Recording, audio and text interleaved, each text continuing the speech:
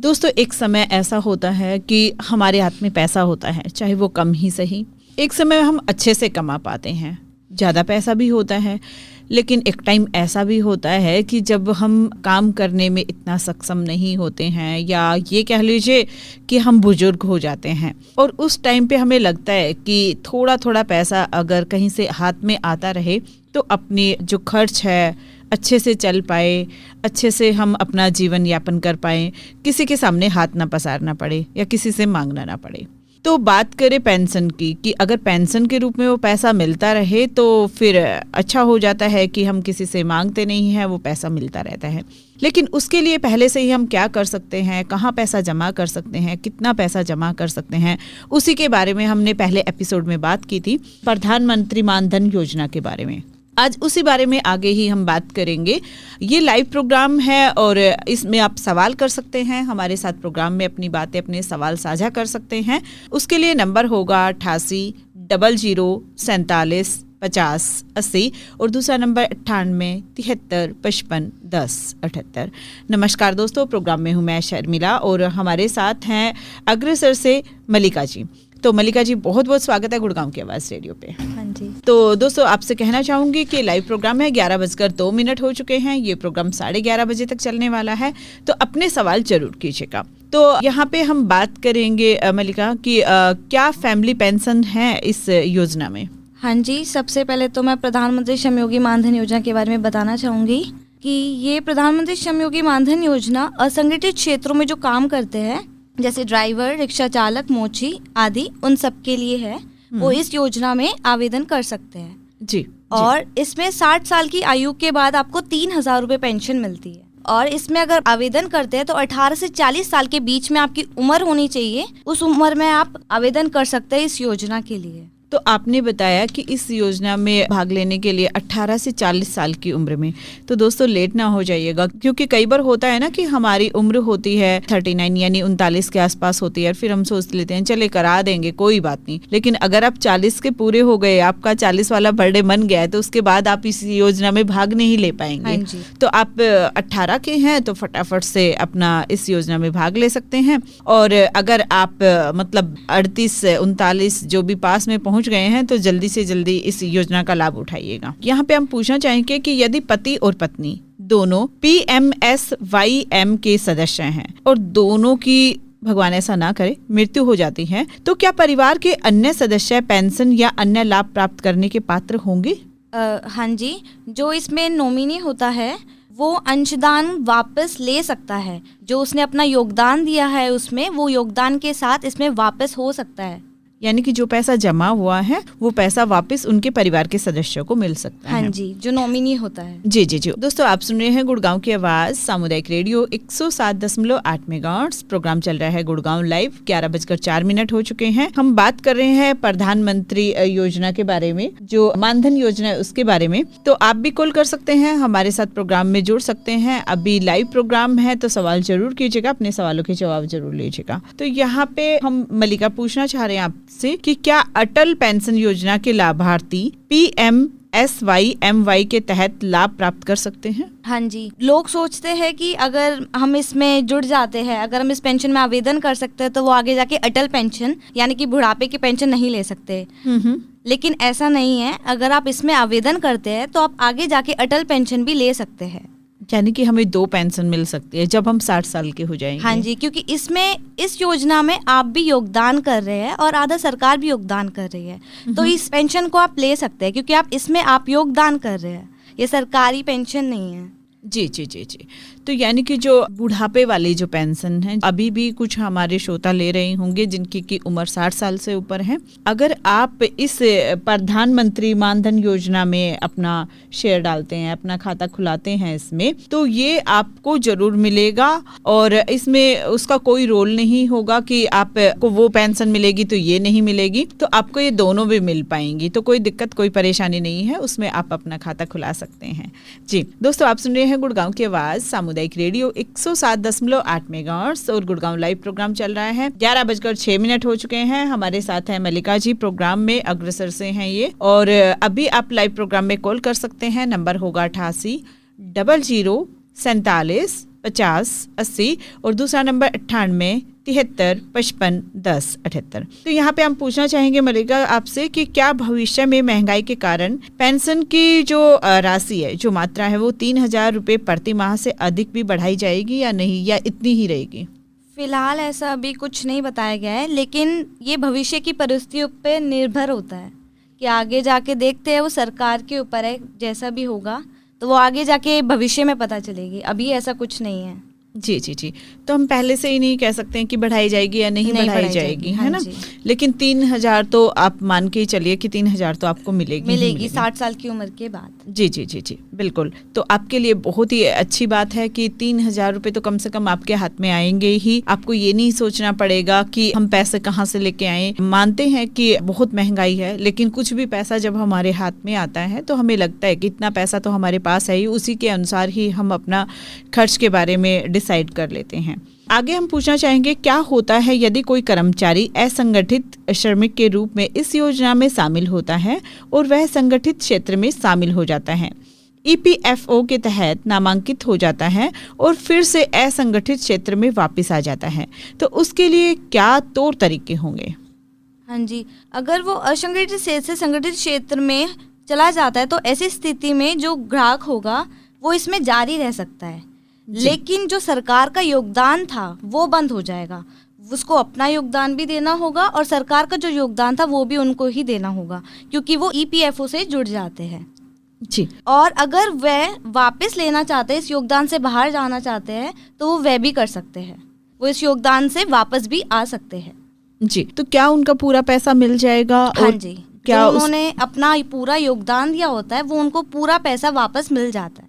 जी जी जी जी। तो इसमें ब्याज वगैरह भी लग के मिलता है या फिर हमारा पैसा ही वापस मिलता है? नहीं, जिस बैंक में वो कराते हैं तो वो जो बचत बैंक का जो इंटरेस्ट होता है वो उसके साथ पूरा वापस मिलता है।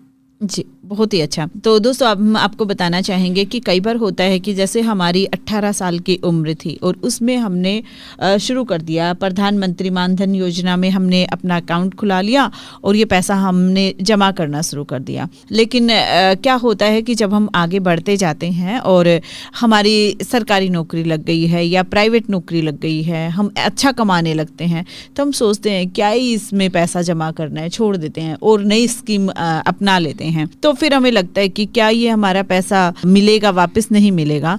तो जब हमारा मन करता है कि हम इसमें ना करें, वैसे तो देखो एक अच्छी स्कीम है कि आप 60 साल के हो जाएंगे, उससे आगे आप जितने दिन भी, जितनी भी आपकी उम्र रहेगी, आपको मतलब ये एक पेंशन मिलती रहेगी।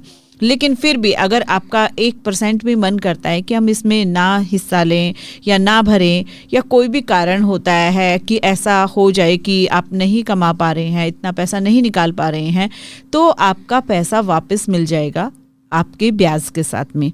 तो आपका पैसा कहीं डूबने वाला नहीं है, कहीं जाने वाला नहीं है। आप ज़रूर इसमें अपना अकाउंट खुला सकते हैं।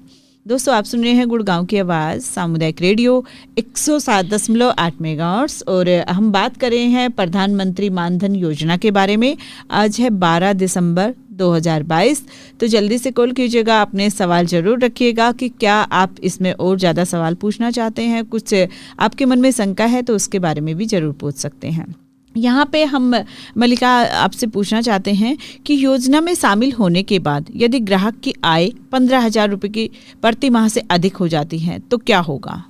हाँ जी, तो अगर 15,000 रुपये से ज़्यादा उनकी हो जाती है सैलरी तो वो इस योजना में जारी रह सकते हैं। इसमें ये था कि अगर 15,000 से कम होगी तो वही इस पेंशन में आवेदन कर सकता है, पर ऐसा नहीं है। अगर वो इस योजना में शामिल हो गए, उनकी 15,000 रुपये से ज़्यादा हो जाती है तो वो इसमें जारी रह सकते हैं।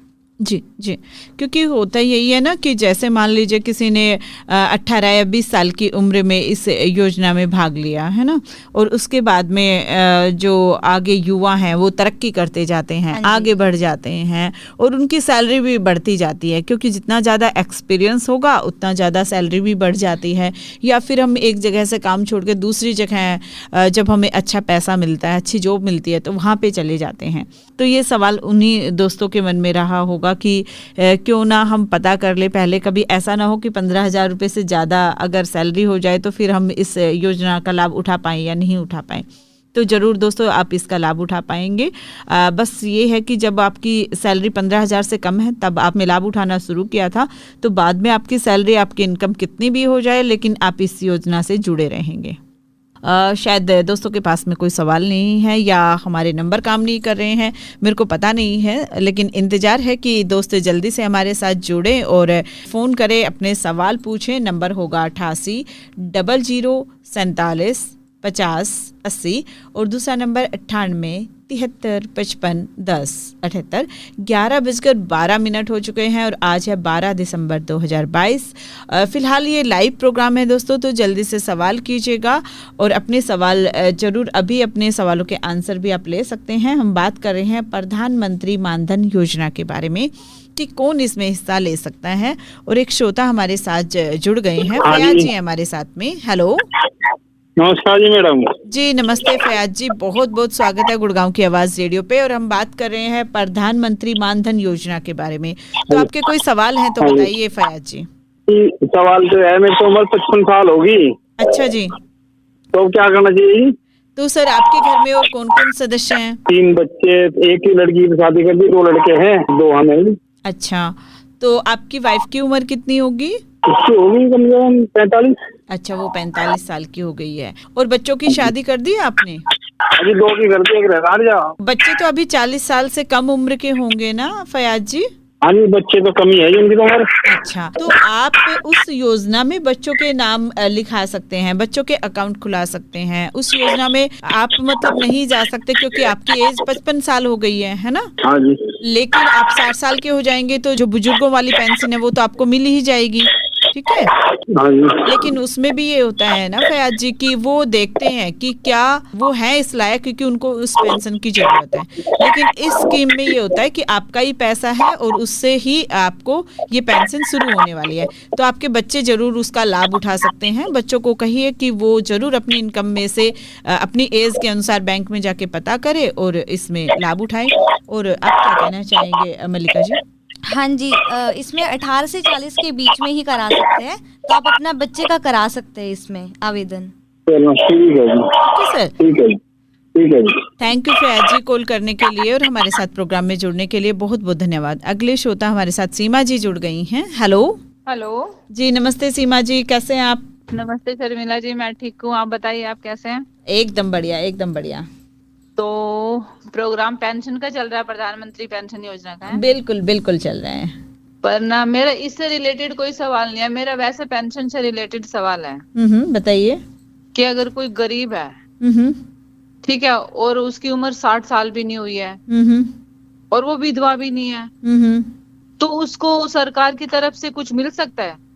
देखिए यहाँ पे मैं आपको बताना चाहूंगी सीमा जी, जो गरीबी रेखा में आते हैं तो उनके अलग से मतलब जो सर्वे वगैरह होती है, जो हमारे यहाँ आंगनवाड़ी वर्कर होती हैं, जो आशा वर्कर होती हैं, या हमारे यहाँ पे जो पंच सरपंच होते हैं, ठीक है, तो उनके जो पिंक कलर के कार्ड बनते हैं, येलो कलर के कार्ड बनते हैं, ठीक है, उनके लिए उनको जो राशन मिलता है या फिर उनकी हेल्थ के लिए जो है पैसा मिलता है कि उनका फ्री में इलाज होता है, ठीक है। वही तो नहीं मिल रहा, वही तो नहीं मिल रहा मैम।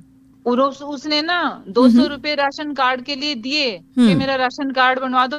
जो राशन कार्ड बनवाता है और राशन बेचता है उससे 200 रुपए भी ले लिए, केला मैं बनवा दूंगा तेरा राशन कार्ड, और उसका राशन कार्ड भी नहीं बना। फिर वो चक्कर काटती रहती है वहां पे दुकान पे कि भाई मेरा बना दो, मेरा बना, मेरा ना बना। क्या नहीं बना तेरा? हमें नहीं पता, जा वहां जाके पूछ।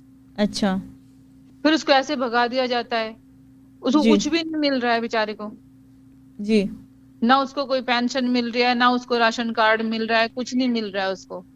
और आपके यहाँ कोई आशा वर्कर या कोई आंगनवाड़ी वर्कर वो नहीं है जो कि आप हेल्प कर पाए? तो है, आंगनवाड़ी तो है यहाँ पे। अच्छा, और कोई पार्षद वगैरह कौन है वहाँ पे? पार्षद है, 10 साल तो मिली है उसको पार्षद की पेंशन, लेकिन उसके बाद फिर बैंक में जाती है तो बोलते हैं नहीं तुम्हारी पेंशन नहीं आ रही है, जाओ अपना वहां जाके पूछो कहीं।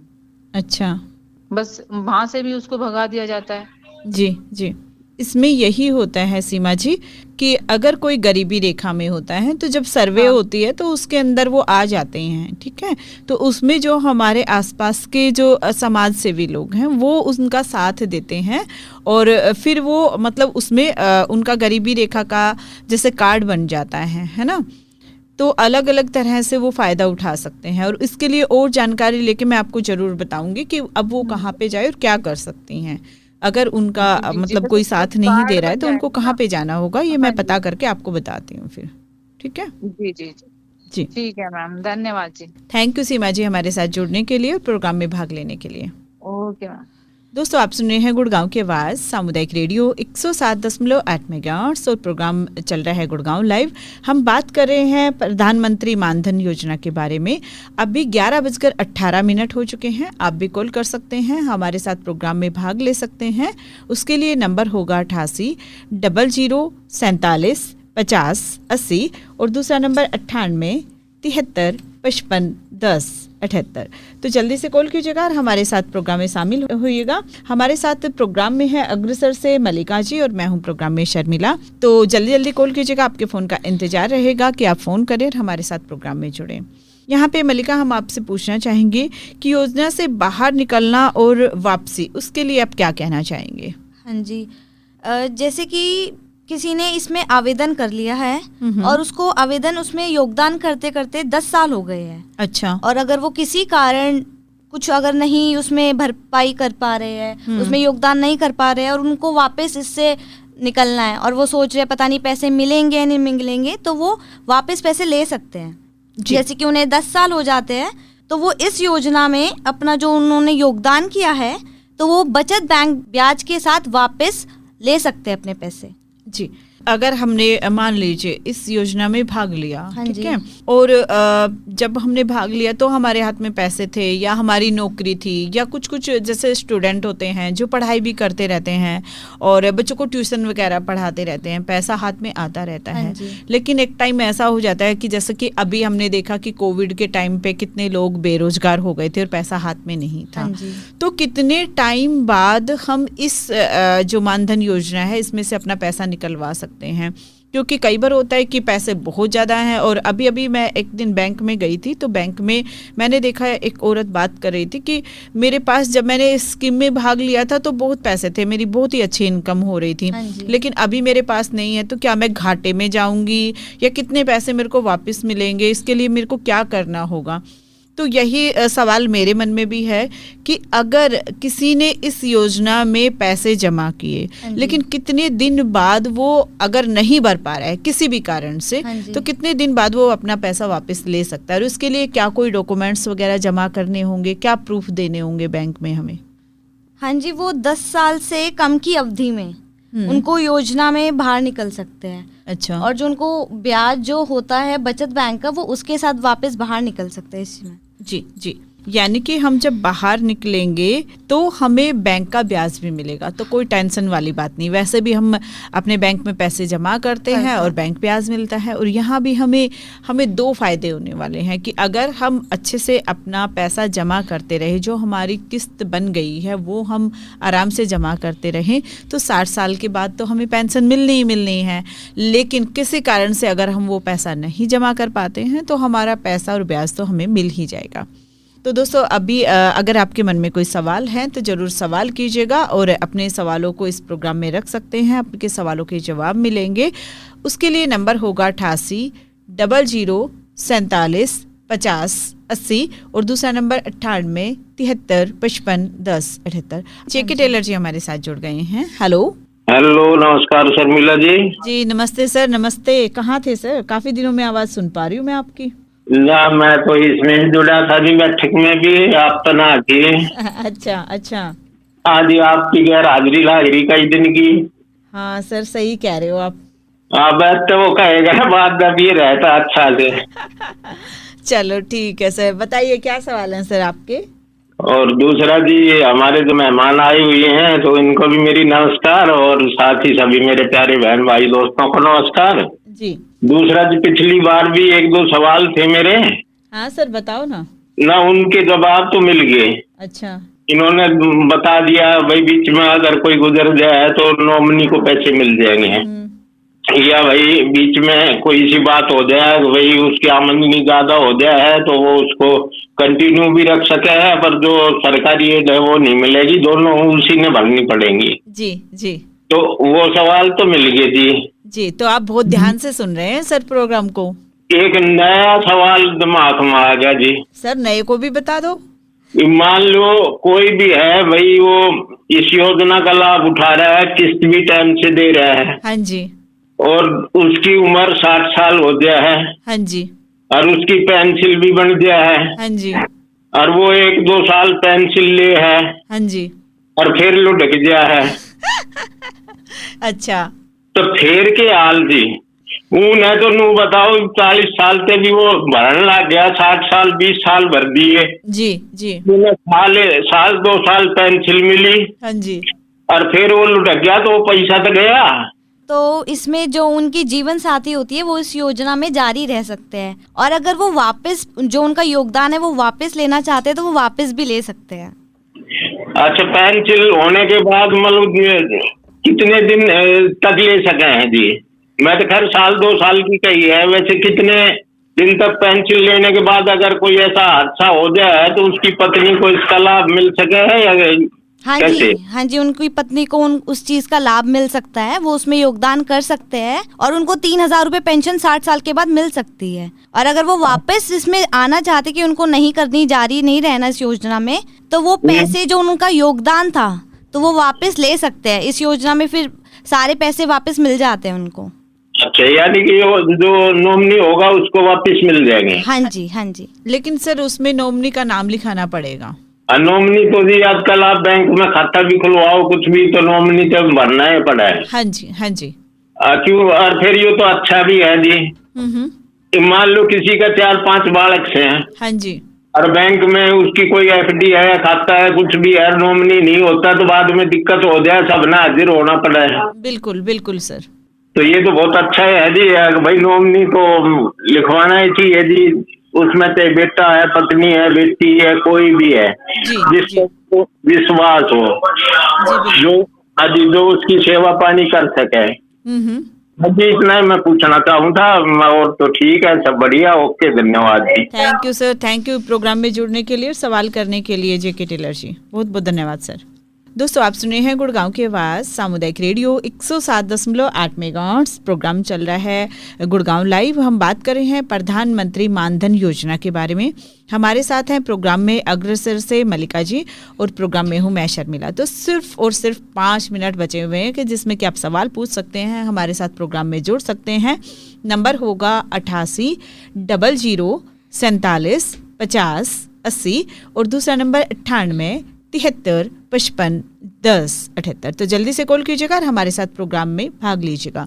जी मलिका, आप कुछ बता रहे थे। हाँ जी, जैसे कि अभी JK टेलर जी ने पूछा तो वही चीज़ मैं बता रही थी कि अगर जिसने इसमें आवेदन किया हुआ है और उनकी अगर किसी कारण मृत्यु हो जाती है तो जो उनका जीवन साथी है वो इसका लाभ उठा सकते हैं, और अगर वो वापसी इसमें आना चाहते हैं तो वापस पैसे जो उनका योगदान होता है वो लेकर वापस भी इसमें आ सकते हैं। तो सिर्फ 3 मिनट बचे हुए हैं बात करने के लिए, और 2 सवाल मेरे पास बचे हुए हैं कि अगर अंशदान में चूक हो जाए तो क्या कर सकते हैं? हाँ जी, अगर जैसे कि कोई योगदान कर रहा है और उन्हें गलती से उनका 1 महीने जैसे कि चूक गया, उन्होंने योगदान नहीं कर पाए, तो उनको अगले महीने जो उनका दंड राशि होगा उसके साथ उनको पूरा भुगतान करना होगा। जी जी, हाँ जी। चलिए मतलब कि जो अगर इस महीने अपनी जो किस्त है वो नहीं भर पाए हैं, जो अपना पैसा नहीं भर पाए हैं, तो अगले महीने उसको दंड के साथ उनको पूरा योगदान अपना देना होगा। जी, मतलब जिस महीने का छूट गया उस हाँ महीने का भी और अगले महीने का भी, तो दोनों महीने का वो एक बार देंगे, लेकिन एक तरह से जो कहते हैं ना फाइन लग के तब जाएगा। हाँ जी। तो थोड़ा सा खर्च आपका बढ़ जाएगा, लेकिन ये नहीं है कि आप नहीं कर पाएंगे। सुरेश चौहान जी हमारे साथ जुड़ गए हैं। हेलो, नमस्कार बहन जी। नमस्कार जी, नमस्ते सुरेश चौहान जी, बहुत बहुत स्वागत है गुड़गांव लाइव में। बिल्कुल, ये मत सोचो कि भाई जिनने फोन करे वही सुन रहे हैं, जो बिना फोन कर रहे वे भी सुन लाग रहे सर। जी, तो सवाल कहिए सर, सवाल क्या है आपके? सवाल यही है कि भाई वो तो बता दिया कि आदमी मर जाए, जिसकी पत्नी मर जाए फिर किसको मिलेगा? सर आप बताओ किसको मिलना चाहिए, क्योंकि अगर नॉमिनी होगा तो उसी को मिलेगा, अगर बच्चों का नाम होगा नॉमिनी में तो बच्चों का हो सकता है, और अगर उन्होंने पति का नाम लिखाया होगा तो पति का हो सकता है। वो तो उनके ऊपर डिपेंड है ना सर, उन्होंने नाम किसका लिखाया है ना। अच्छा, फिर नॉमिनी का नाम लिखवाना पड़ता है। हाँ जी, जी। माँ बाप खत्म होने के बाद बच्चों को मिल सकता है। हाँ जी। हाँ जी ठीक है बहन जी, बहुत अच्छी जानकारी दी और बढ़िया तरह सुन रहे हैं, ऐसी बात नहीं है देख के सर कान लगा के सुन रहे हैं, सुरेश चौहान भी कान लगा के सुन रहे हैं।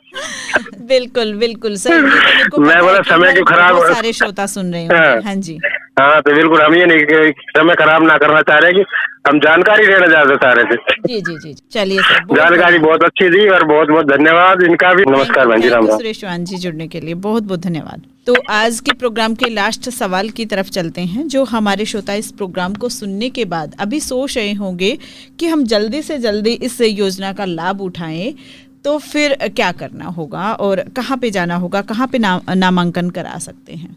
हाँ जी, तो अगर आपको इस पेंशन में आवेदन करना है। जी, हमारे साथ कन्हैया जी जुड़ गए हैं। Hello hello, Ram Ram ji. जी, राम राम कन्हैया जी, कैसे हैं आप? बहुत अच्छा मैम, बहुत अच्छा। सत श्री अकाल सब परिवार, सबको राम राम। जी कन्हैया लाल जी, कहिए सर, क्या सवाल है आपके? नहीं, रेडियो सुन रहा था, मैसेज है कि लाइव चल रहा है। जी जी जी जी, लाइव चल रहा है सर। और अभी हम बात कर रहे हैं प्रधानमंत्री मानधन योजना के बारे में। अगर उसके बारे में कुछ सवाल है तो बताइए। मैम, जन धन योजना ना? जी, मानधन योजना सर। दूसरा कोई धन है क्या? जन धन योजना में कार्ड जो बना था, खाता खुला था गरीबी रेखा जन धन योजना में, तो मैं बैंक से खाता खुलवाया था। कितने पैसे जमा किए थे सर? मैं तो उसमें 1000 रुपये जमा किया था मैम। अच्छा अच्छा, अभी हाँ जी, आप बताइए। फिर उसके बाद में उसमें 2-3 हजार जमा किया था। उसके बाद तो लॉकडाउन में जमा करने कह रहे थे, तो करे निकलेगा नहीं, क्या होगा क्या नहीं। ओहो, तो सर हम बात कर रहे हैं प्रधानमंत्री मानधन योजना के बारे में। वैसे आप बैंक में जाके पता कर सकते हैं कि क्या आप उस स्कीम का क्या कर सकते हैं, लेकिन अभी आपकी कितनी उम्र होगी कन्हैया जी? 52 हो गया मैम। 52 हो गया, तो फिर तो आप नहीं करा पाएंगे क्योंकि उम्र ज़्यादा हो गई है ना सर। ये तो 40 साल से पहले कराना होता है। 18 से 40 के बीच में ही आप करा सकते हैं। हाँ जी, ठीक है मैम। ठीक है सर, बच्चे हैं तो बच्चों का कराइए, ठीक है मैम। उठाइए फायदा। जी, थैंक यू कन्हैया जी। जी मल्लिका जी, आप बता रहे थे। हाँ जी, तो अगर आपको इस पेंशन में आवेदन करना है तो जो पास में सेवा केंद्र होते हैं जो CSC द्वारा चलाया जाता है, आप उधर करा सकते हैं। और उन असंगठित श्रमिक में आधार कार्ड होना चाहिए उनका, और बचत बैंक खाता, ये सब डॉक्यूमेंट्स अपने साथ लेकर जाए और मोबाइल नंबर लेके जाए। और पहले महीने का जो अंशदान राशि होगा उनको भुगतान नगद रूप में होगा उनका, और उसकी रसीद दी जाएगी। जी, बहुत अच्छा। तो जो भी हमारे श्रोता अभी सुन रहे हैं और जो भी प्रधानमंत्री मानधन योजना का लाभ उठाना चाहते हैं, तो वो अपने आसपास में जो सेवा केंद्र है वहाँ पर जाइएगा। और हाँ, नकद पैसे भी लेके जाने पड़ेंगे ना, तो पहली जो किस्त है वो आपको नकद भरनी होगी। तो अपने डॉक्यूमेंट्स के साथ में वहाँ पे जाइएगा, जहाँ पे आपने अपना जो खाता खुला रखा है वो भी आपको साथ में लेके जाना पड़ेगा, और पैसे भी साथ में लेके जाने पड़ेंगे। फ़ोन नंबर भी आपका होना चाहिए, फिर आप इस योजना का लाभ उठा सकते हैं। और फिर जब आप 60 साल के हो जाएंगे तो आपको पेंशन मिलना शुरू हो जाएगी। अगर आपकी सैलरी बढ़ जाती है तो भी कोई टेंशन की बात नहीं है, आपकी ये योजना चलती रहेगी। अगर आप बीच में कराना चाहते हैं, कोई कारण हो गया, आप नहीं भर सकते हैं या आपका मन नहीं है भरने का, तो आपका पैसा और ब्याज वापस मिल जाएगा। तो कोई चिंता वाली बात नहीं। बहुत बहुत धन्यवाद मल्लिका जी प्रोग्राम में आने के लिए और इतने अच्छे से बताने के लिए। Thank you. सभी श्रोताओं का भी बहुत बहुत धन्यवाद हमारे साथ प्रोग्राम में जुड़ने के लिए और अपने सवाल करने के लिए। सभी का बहुत बहुत धन्यवाद। अगर और भी आपके कुछ सवाल है प्रधानमंत्री मानधन योजना के बारे में, तो आप अपने सवाल हमें लिख के या रिकॉर्ड करके भेज सकते हैं। हमारा व्हाट्सअप नंबर होगा, यानी गुड़गांव की आवाज़ रेडियो का व्हाट्सअप नंबर होगा 99 58 94 1408, यानी कि 9958941408। इस नंबर पे आप व्हाट्सअप कर सकते हैं अपने सवाल, इस प्रोग्राम का फीडबैक भी दे सकते हैं। फिलहाल के लिए मैं शर्मिला चलती हूँ, लेकिन आप कहीं मत जाइए, सुनते रहिए गुड़गांव की आवाज़ सामुदायिक रेडियो 107.8 मेगाहर्ट्ज़। आपकी आवाज़, आपका रेडियो। नमस्कार।